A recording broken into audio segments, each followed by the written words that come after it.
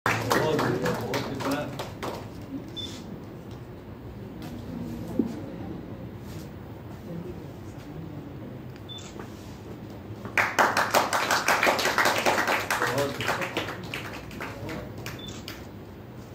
जी धन्यवाद, उपेंद्रनाथ रैना जी धन्यवाद। जो पुस्तक के रूप में हुआ है काश्मीर का कमल, वो अनुवादक करने वाली श्रीमती साधना भट्ट का तो हमने स्वागत कर लिया। लेकिन अब उपेंद्रनाथ रैना जी के बारे में, वैसे तो जाने माने साहित्यकार है, सब लोग उनके बारे में बहुत कुछ जानते थे, परंतु वो कश्मीर से जुड़े हुए हैं। हमारे यहाँ गुजरात में उनके बारे में बहुत कम लोग जानते होंगे, जानते तो होंगे क्योंकि आप सब साहित्य रसिक जन हैं। तो उनके बारे में बताए कि उनका कविताओं का संकलन, गुजराती में बोलो चलेगा? हाँ चलेगा। उपेंद्रनाथ रैना लिखित કવિતાઓનું સંકલન છે બાકી બચેલું સન્નાટ અને ચીસોથી આત્મદાહ સુધી। શ્રી ઉપેન્દ્રનાથ રૈના મૂળ કાશ્મીરી છે, શ્રીનગરમાં જન્મ્યા છે અને કાશ્મીર વિશ્વવિદ્યાલયમાંથી વિજ્ઞાનમાં સ્નાતકની ડિગ્રી મેળવી છે, હિન્દીમાં અનુસ્નાતકની ડિગ્રી મેળવી છે। તેમની હિન્દી કવિતામાં શોધનો વિષય હતો સાદોતરી કશ્મીરી અને હિન્દી કવિતા में आधुनिक संवेदना। चीख भी एक भाषा है। તેમનો પ્રથમ કવિતા સંગ્રહ 1980 માં પ્રકાશિત થયો। તેઓ હિન્દી અને કાશ્મીરી નાટકકાર તથા રંગભૂમિના કલાકાર પણ છે। ઉપેન્દ્રનાથ રૈના આકાશવાણી સાથે પણ જોડાયેલા છે।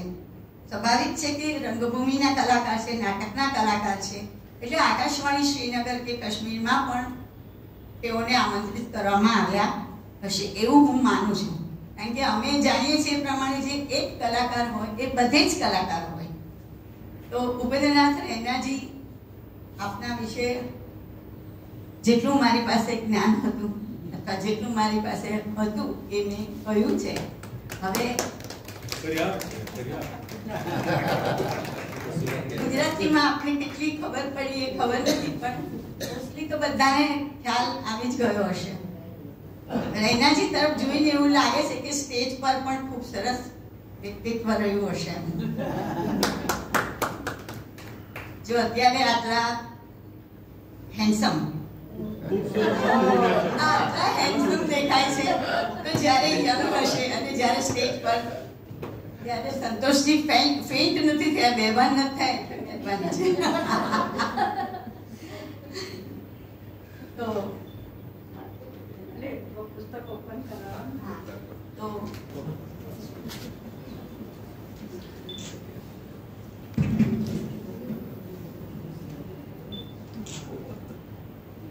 सबसे पहले मैं गुजरात की इस पावन भूमि को सादर नमन करता हूं।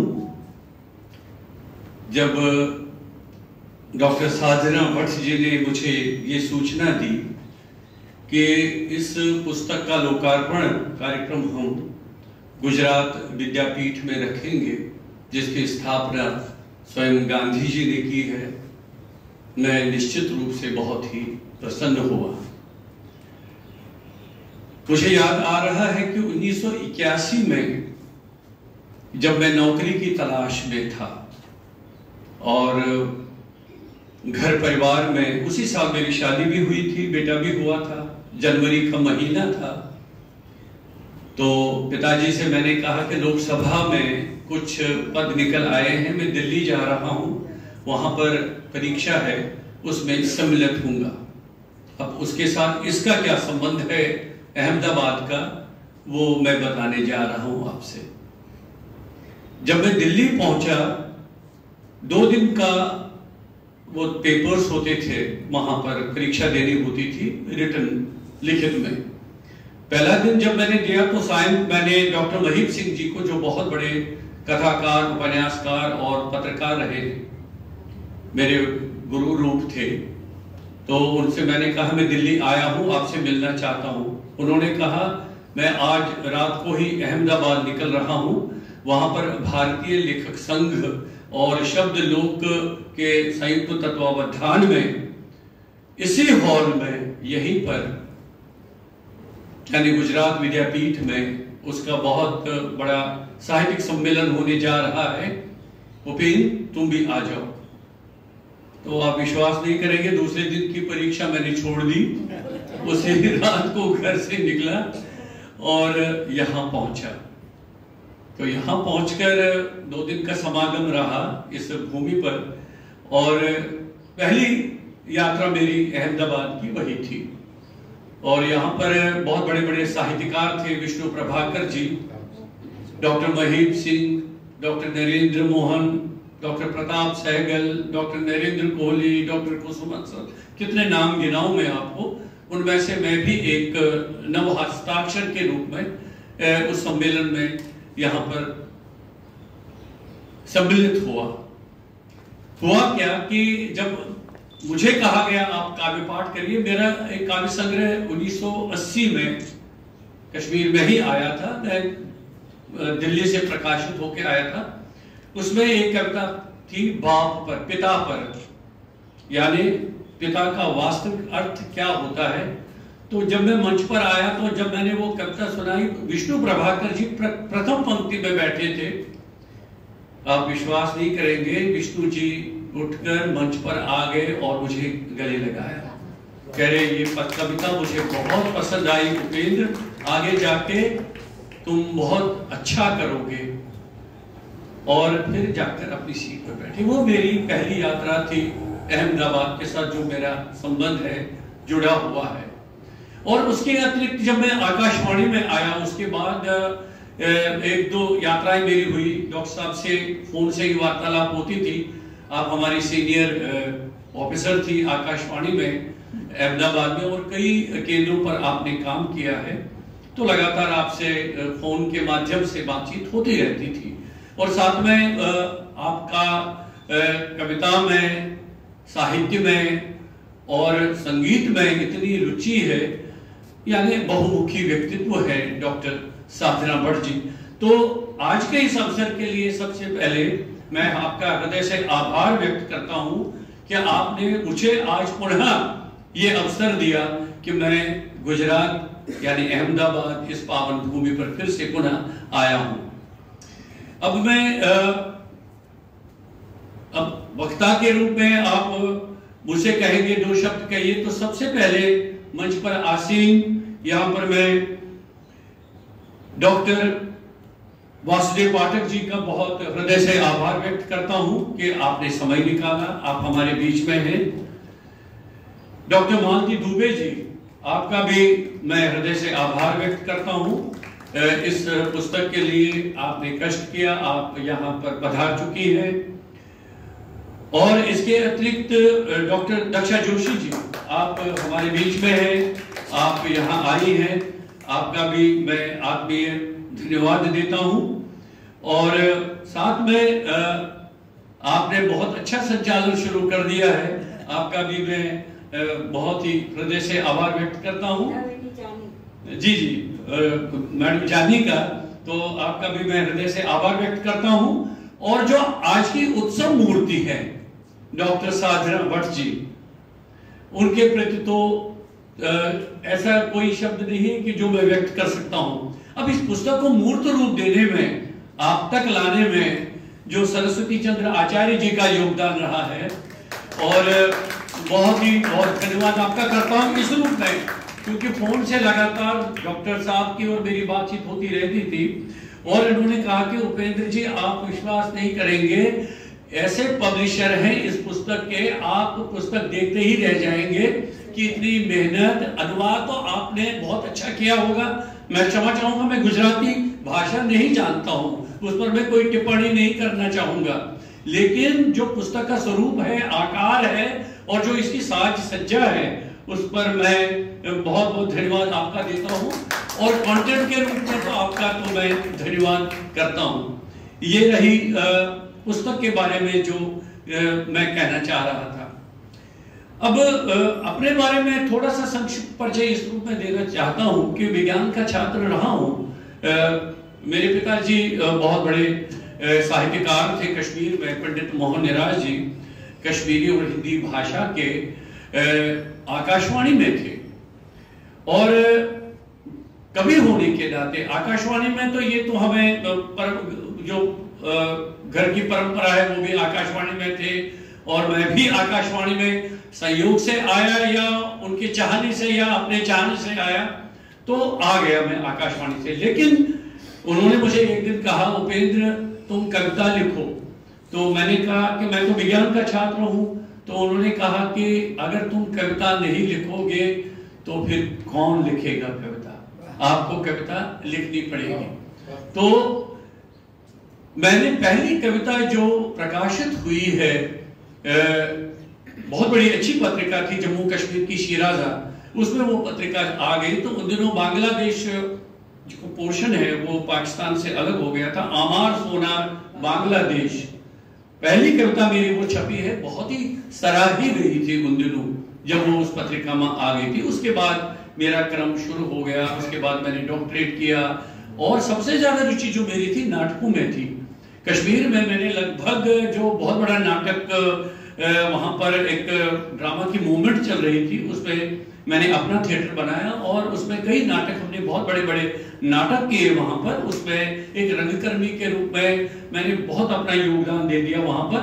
और बाद में ये सिलसिला रुका इसलिए कि 1983 में मेरा सिलेक्शन आकाशवाणी में हुआ। आकाशवाणी में दिल्ली में मेरी पोस्टिंग हुई, वहां पर आ गया। रंगमंच इसलिए छूटा कि आकाशवाणी में नौकरी करना ये कि सुबह 8 बजे 9 बजे आप अपने ऑफिस पहुंचे, डॉक्टर साहब उसकी साक्षी हैं, और लौटेंगे घर कब पता नहीं होता था।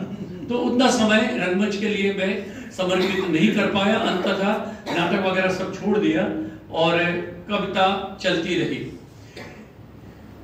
अब सबसे महत्वपूर्ण बात जो मैं आपके समक्ष रखना चाहता हूं वो है इन कविताओं के बारे में जो डॉक्टर साहब का इनकी ये परिकल्पना थी।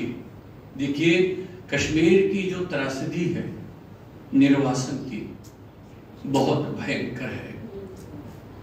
ये त्रासदी इस रूप में ये समझिए, ये कोई सैलाब नहीं था कि गांव डूब गया, पानी उतर गया, फिर बन जाएगा, घर बनेंगे, जो लोग विस्थापित हुए फिर आएंगे। ये त्रासदी जो थी ये बहुत बड़ी मानवीय त्रासदी थी, जो 1990 में पूरी कम्युनिटी के साथ, पूरे पंडित परिवार के साथ जो हुआ। रातों रात क्या हुआ कश्मीर में कि लाखों घर बेघर हो गए, अपने घर छोड़ के उनको निकलना पड़ा। कुछ लोग मारे गए, बहुत सारे लोग हत्याएं हुई। मस्जिदों में से आवाजें आई कि कश्मीरी पंडितों यहां से भाग जाओ, और उनका एक ही नारा था, कश्मीरी पंडितानिया जो है उनको यही रखो और कश्मीरी पंडितों यहां से निकलो, अन्यथा उनको मारा जाएगा, उनकी हत्या की जाएगी। स्वाभाविक है कि जो हमारी संस्कृति, हमारा रहन सहन, हमारी आत्मा, सबको नष्ट कर दिया गया, मार दिया गया। क्योंकि आपकी संस्कृति तो आपकी जमीन के साथ जुड़ी होती है ना, आपके लिबास तो आपकी जमीन के साथ, जहां पर आप पैदा हुए होते हैं वहां के साथ जुड़ी होती है। आपकी भाषा जो है वहां के साथ जुड़ी हुई होती है। उस वातावरण को ही जब आपसे छीन लिया गया, आपसे जबरन ये उसको नष्ट कर दिया गया, तो आप स्वयं समझ सकते हैं कि कितनी भारी समस्या थी वो उन दिनों। चारों तरफ अफरा तफरी फैल गई, कुछ लोग रह गए जिनको फिर बाद में जिनकी हत्या कर दी गई। बहुत सारे ऐसी घटनाएं हैं जिनको मैं बयान नहीं कर सकता हूं यहाँ पर। कितने बलात्कार हुए, कितनी महिलाओं के साथ कितना अभद्र व्यवहार किया गया, कितने पुरुषों को, कश्मीरी पंडितों को मारा गया। एक महिला को आप विश्वास नहीं करेंगे, जो लकड़ी काटने वाली आरी होती है उसको लिटाकर उसको 2 हिस्से कर दिए गए। ये कश्मीर फाइल्स में दिखाया गया है। और बहुत सारी ऐसी घटनाएं घटी वहां पर कि अंततः कोई समाधान नहीं निकला उनका। इस रूप में जो बुद्धिजीवी वर्ग है उनका बहुत बड़ा उत्तरदायित्व था, उनकी बहुत बड़ी जिम्मेदारी थी। आतंकवादी का काम था, जो जिहादी था, उसका काम था हाथ में बंदूक लेना, किसी निर्दोष को मार देना, हत्या कर देना उसकी। और उसका काउंटर करने के लिए जो आर्मी वाला, पुलिस वाला खड़ा था, उनके पास भी बारूद था, बंदूक था उनको खत्म करने के लिए। लेकिन बुद्धिजीवी के पास कोई हथियार नहीं है, कोई बंदूक नहीं है, कोई विस्फोट नहीं है, कुछ भी नहीं है। उसके साथ तो बस एक ही हथियार है, वो है उसकी कलम। इसी कलम से बहुत ही बुद्धिमत्ता के साथ जो वहाँ के कश्मीरी जो पंडितों के, जो उसका समुदाय के जो साहित्यकार थे, लेखक थे, उन्होंने अपनी आवाज लेखन के माध्यम से बुलंद की। ये जो विस्थापन की पीड़ा थी उसको जीवित रखने के लिए, इस त्रासदी को मूर्त रूप देने के लिए और इस त्रासदी को विश्व पटल पर लाने के लिए बहुत साहित्य लिखा गया, कविताएं लिखी गई, उपन्यास लिखे गए, उस समय रिपोर्टाज लिखे गए, सच्ची घटनाओं पर आधारित कुछ नाटक किए गए। कश्मीर में नहीं, कश्मीर से बाहर जम्मू में, क्योंकि पूरा समुदाय बिखर गया था, बहुत जगह पर उनका ठिकाना नहीं था, कौन कहां पर है। पिता माता एक जगह, बेटे दूसरी जगह, उनकी बच्चियां दूसरी जगह, इस तरह से सब छूट गया था। लेकिन जो साहित्यकार है, साहित्यकार में ये चेतना जरूर आई थी कि उसने अपनी कविताओं के माध्यम से, अपनी रचनाओं के माध्यम से इस त्रासदी को उसका चित्रण करना शुरू कर दिया। बहुत सारे संकलन आए, मैं भी प्रभावित हुए बिना नहीं रहा। 1990 में ये जब ये त्रासदी हुई, मैं तो दिल्ली में था, लेकिन मेरा पूरा परिवार जो है, मेरे पिता माता, मेरे भाई, मेरे बहनें, ये सब कश्मीर में थी। और मुझे याद है पिताश्री का, वो निकल नहीं रहे थे वहां से, कह रहे थे मैं अपनी जमीन छोड़कर नहीं आता हूं। दिल्ली से फोन चला गया कि उनकी जान को खतरा है, उनको कहिए तुरंत वहां से निकल आए। मेरा पूरा परिवार वहां था उन दिनों। तो मैंने पिता को अपने फोन किया रात को, मैंने कहा तुरंत निकल आइए, आप ऐसा ना करिए। तो वो भी पता नहीं, आप विश्वास नहीं करेंगे, सब सामान छोड़ के आए। उन्होंने गमले लगाए थे, गमले उठाकर लाए, किताबें जो उनकी थी हजारों में, वो उठाकर लाए। बहुत कुछ सामान था, बहुत कुछ छूट गया, जो बहुत ही मूल्यवान सामान था रह गया, लेकिन किताबें और वो गमले उठाकर लाए, और छोटा मोटा जो कुछ भी था, कुछ पहनने के लिए 1-2 ट्रक में उठाकर लाए, वो चले आए। तो ये एक बहुत बड़ी ऐतिहासिक त्रासदी घटना थी हमारे में, और अभी भी उसका कोई समाधान नहीं निकलता है। अभी किस बात पर एक्चुअली केंद्रित करना चाहता हूं, कश्मीर में जो कश्मीरी साहित्यकार हैं, उन्होंने इस त्रासदी को लिखा, इसको उजागर किया, पुस्तकों के माध्यम से, मीडिया के माध्यम से आता रहा। लेकिन जिस तरह से देशव्यापी स्तर पर एक साहित्यिक चेतना जगनी थी, उसका उद्घोष होना था, वो संभवतः नहीं हो पाया।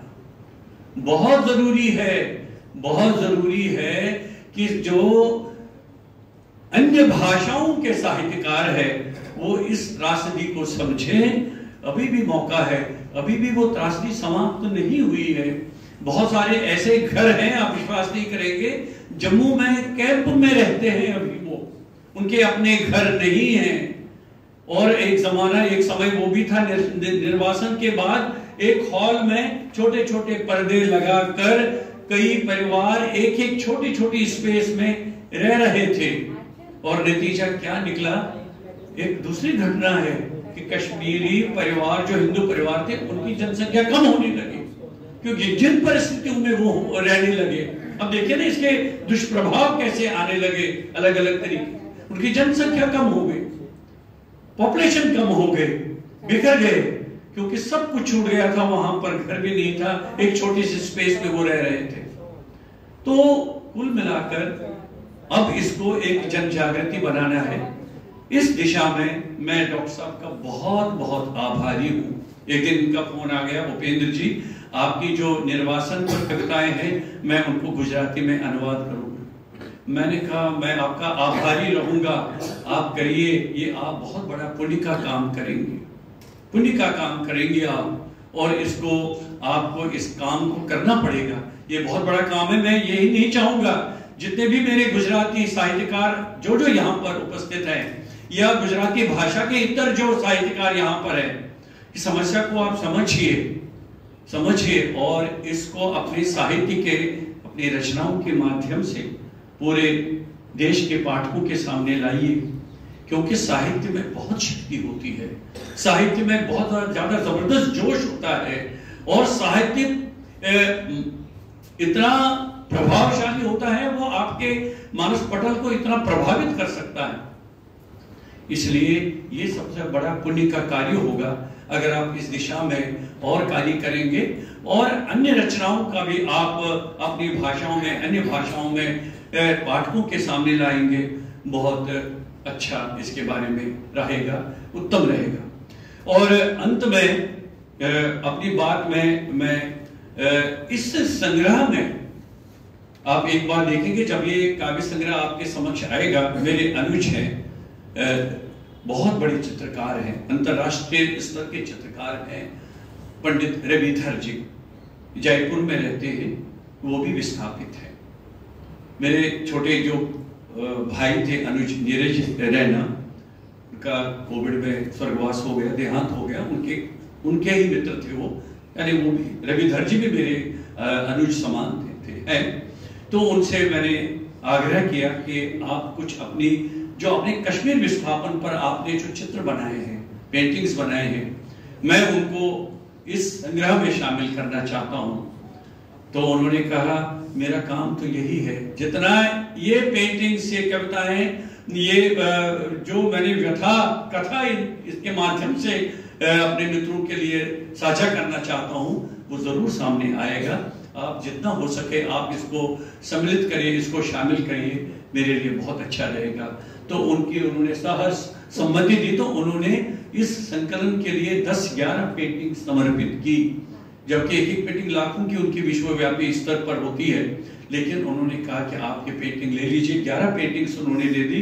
मुझे लग रहा है कि आपने 10-11 पेंटिंग्स इसमें आ गई।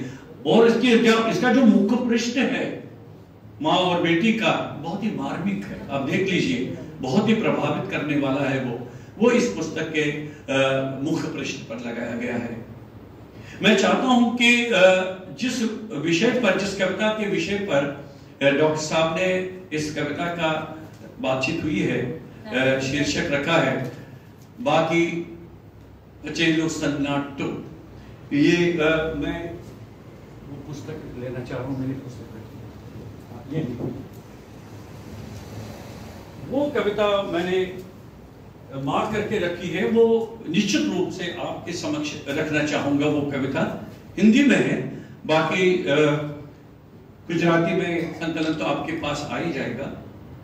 बाकी बचा हुआ सन्नाटा, लेकिन इतनी त्रासदी के बाद भी अभी भी आशा की एक चिंगारी लग रहा है कि है कहीं पर अभी, क्योंकि कहते हैं ना कि उम्मीद कभी छोड़नी नहीं चाहिए।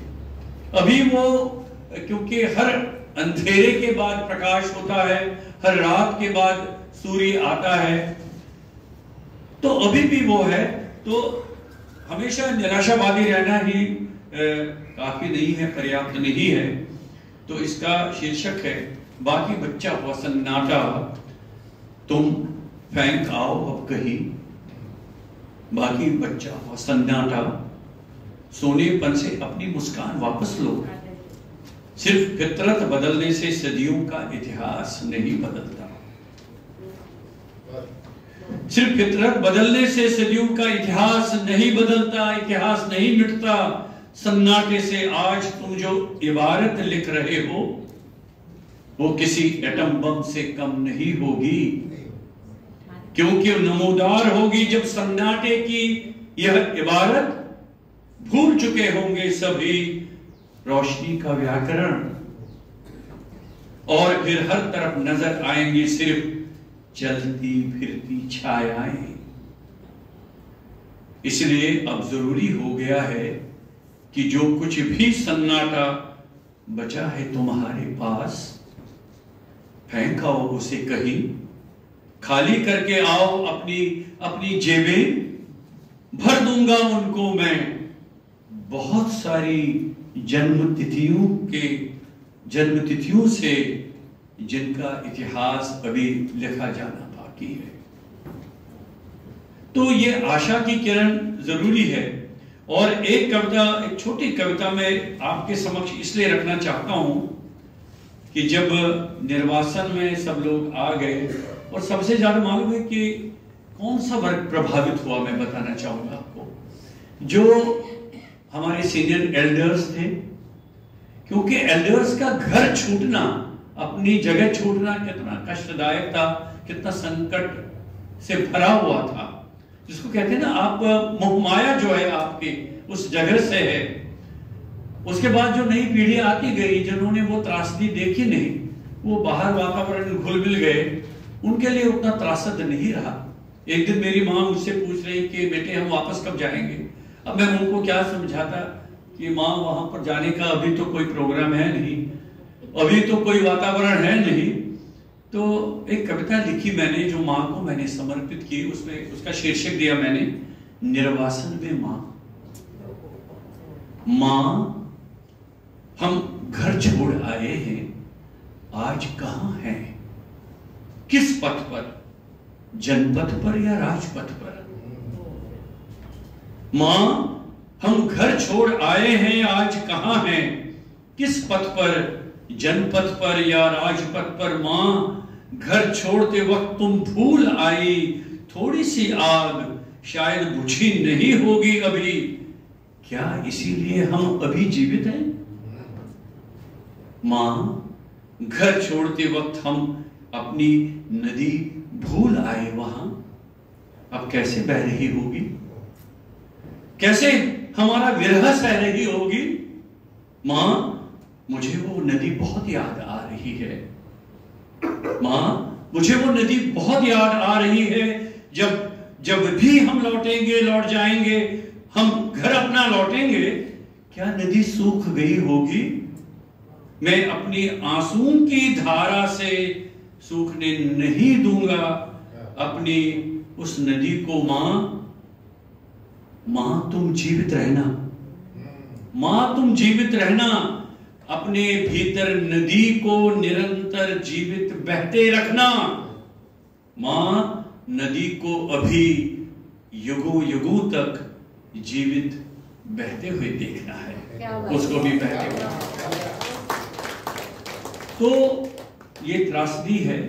अभी कितना हम इसको अभी झेल पाएंगे, कितना संभाल पाएंगे, लेकिन जो हमारे बुद्धिजीवी है, जो हमारे साहित्यकार मित्र हैं, उनसे एक ही आग्रह है, आप इस त्रासदी को अपने कलम के माध्यम से, अपनी अभिव्यक्ति के माध्यम से आगे बढ़ाइए। इस मानवीय त्रासदी को अभी जमीन दोज मत होने दीजिए, इसको पानी में बहने मत दीजिए, इसको गायब मत होने दीजिए, जब तक कि ये इस त्रासदी का कोई समाधान नहीं निकलता है। आपसे अनुमति चाहता हूँ। प्रणाम। પરિવારે કાશ્મીર છોડી એમનું જે વર્ણન કર્યું, કદાચ આપણે એ અનુભવી ન શકીએ, પણ આપણે શું જરા યાદ કરીએ કે કોઈ એક જૂનું ઘર આપણે ખાલી કરતા પણ આપણને કેટલી બધી તકલીફ થાય છે। એક નાનકડા પથ્થર સાથે પણ આપણને કેટલી માયા હોય છે। તો એ આટલા વર્ષો જે કાશ્મીરમાં રહ્યા, જે ઘરમાં રહ્યા, જે અંગીઠીમાં ખાવા બનાવ્યું હશે એમણે, જે નદીમાંથી પાણી પીધું હશે, જેનાથી રસોઈ બનાવી હશે, એ બધા સાથે એમને કેટલો લગાવ હશે। એ કાશ્મીર છોડ્યાનું દુઃખ તેમણે પોતાની કવિતાઓમાં વ્યક્ત કર્યું છે। આપણે હજી પણ એ વાંચીને એ સંવેદનાઓ ફરી અનુભવી શકીએ છીએ। હવે વાત જ્યારે એમણે કરી છે કે પુસ્તકની અંદર જે ચિત્રો છે, શ્રી રવિ ધર જે એમના અનુજ જેવા છે એવું ઉપેન્દ્રનાથ રૈનાએ કીધું, એ એમણે પોતાના ચિત્રો આ પુસ્તક માટે સહર્ષ આપ્યા છે। એમણે કહ્યું છે કે આ પુસ્તકની અંદર આ ચિત્રોનો એટલી સરસ રીતે ઉપયોગ થશે કારણ કે છે કાશ્મીર નિર્ગમન વિશેની કવિતાઓ છે। તો એમના વિશે પણ થોડું કહેવું જરૂરી છે। કાશ્મીરી પંડિતોની જે પીડા છે તેમણે કેનવાસ પર દર્શાવી છે અને શાળાના દિવસોથી તેમણે કલા અને ચિત્રકારી તરફની તેમની રુચિને લીધે કાશ્મીર યુનિવર્સિટીમાંથી શ્રી રવિધરે ફાઇન આર્ટ્સની ડિગ્રી લીધી છે। જમ્મુ કાશ્મીર સરકાર દ્વારા આયોજિત કલા પ્રદર્શનોમાં પણ તેમણે પુરસ્કારો જીત્યા છે અને તત્કાલીન મુખ્યમંત્રી શેખ અબ્દુલ્લા પાસેથી તેમણે પુરસ્કાર મેળવેલો છે। આ ઉપરાંત અંગ્રેજી સાહિત્યમાં અનુસ્નાતકની ડિગ્રી પણ શ્રી રવિધરે મેળવેલી છે અને રાજસ્થાન યુનિવર્સિટીમાંથી હિન્દી સાહિત્ય અને સ્નાતકની પદવી પણ તેમણે મેળવેલી છે। શ્રી રવિધર વિશે આપણે આમ તો કાશ્મીરી પંડિત હોવાને કારણે પોતાના બ્રશથી જે કાશ્મીરનો ઇતિહાસ એમણે કેનવાસ પર મૂક્યો છે અને એ સાથે એમણે કવિતા પણ લખી છે પંખુડિયા નામની। આજે તેઓ ઉપસ્થિત નથી કારણ કે કોઈક અનિવાર્ય કારણ આવી ગયું હશે, નહીં તો એમને ચોક્કસ અહીંયા હાજર રહેવું ગમ્યું જ હોત। જ્યારે ઉપેન્દ્રનાથ રૈનાજી કહે છે કે મારા અનુજ જેવા છે તો એ ચોક્કસ હાજર રહ્યા હોત, પણ દરેક માણસને પોતપોતાની અનિવાર્યતા, પોતાની કારણો હોય ન હાજર રહેવાના, પરંતુ એમણે પોતાની ક્ષમાપના એક સંદેશ મોકલીને વ્યક્ત કરી છે। હું એ સંદેશ હિન્દીમાં છે તો હું એ સંદેશ વાંચી સંભળાવું છું આપ સૌને। समस्त साहित्यिक सुधाजना एवं सहृदय महानुभावों को सादर नमस्कार। श्री रविधर जी जेमने आपने संदेश मोकलो छे। सर्वप्रथम मैं समस्त विद्वत्जनों की से क्षमा चाहता हूँ कि निजी व्यस्तताओं के कारण इस कार्यक्रम में स्वयं उपस्थित नहीं हो पाया, किंतु इस संदेश के माध्यम से मैं अपनी विचारिक उपस्थिति दर्ज करवा रहा हूँ। वस्तुतः विचारों की संपदा, दर्शन का बोध और स्मृतियों का सागर जिसके पास हो वही साहित्य के सिंहासन पर विराजमान होने के अधिकारी होता है। वाह, श्री उपेंद्रनाथ रैना साहब इन तीनों के सम्राट हैं। हमने देख लिया, हमने सुन भी लिया उपेंद्रनाथ जी से। उपेंद्रनाथ किसी परिचय के मोहताज नहीं है। काव्य उनके रक्त में प्रवाहित है। उनकी सहज स्फुटित रचनाओं को व्यक्ति केवल अनुभूति नहीं करता अपितु जी लेता है। केवल उनके विचारों का सतत प्रवाह वितस्ता की अविरल मधुर धारा की तरह, वितस्ता नदी से कश्मीर में बहती, वितस्ता नदी, वितस्ता की अविरल जल धारा की तरह समान प्रवाहित होता है, जो प्रत्येक श्रोताओं को आत्मिक शांति की प्यास को तृप्त करता है। इनकी इस विद्वत्ता से परिपूर्ण अद्भुत काव्य कला को मैं नमन करता हूँ। श्री रविधर जी ने अपने संदेश में ये कहा है, किसी भी कृति को उसके वास्तविक भावों को अक्षुण्ण रखते हुए किसी दूसरी भाषा में रूपांतरण करना कोई सरल कार्य नहीं है, क्योंकि इसके लिए व्यक्ति को एक नहीं अपितु कई भाषाओं का पूर्ण ज्ञान होना आवश्यक है। सुश्री साधना भट्ट की इस विशेषता को मैं हार्दिक रूप से प्रशंसक हूँ, क्योंकि उन्होंने जिस तरह से रैना साहब की रचनाओं को गुजराती में लिप्यंतरित किया है वह अद्भुत एवं प्रशंसनीय है।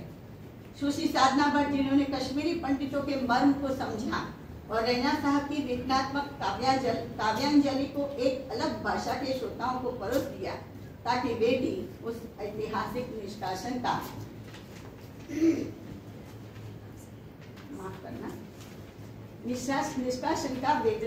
निष्कासन की वेदनाओं को अनुभव कर सके। इसलिए सुश्री साधना भट्ट ने अपने इस प्रयास के लिए विशेष बधाई की अधिकारिणी है। मैं ईश्वर से उनकी सफलता के लिए प्रार्थना करते हुए उनको ढेर सारी शुभकामनाएं देता हूँ। मैं स्वयं भी निष्कासन की पीड़ा का मुखर प्रवक्ता हूँ।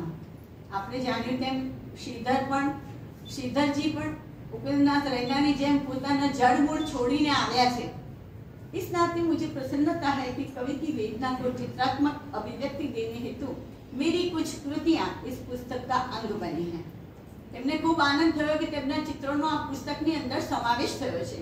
अंत में पुनः रैना साहब एवं साधना जी को साधुवाद एवं बधाई देते हुए इन पंक्तियों से अपनी वाणी को विराम देता हूँ।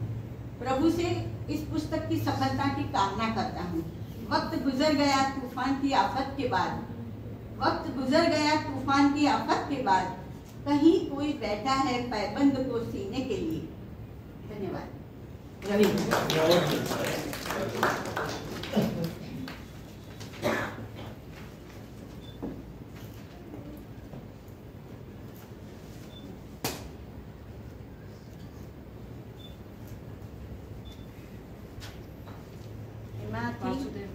वासुदेव भाई पाठक તેમના વિશે કંઈક બે શબ્દો. એક તો તેમણે તેમના ઘરનું નામ ખૂબ સુંદર રાખ્યું છે, બાગર. ખૂબ ગમ્યું આ નામ, બાગર.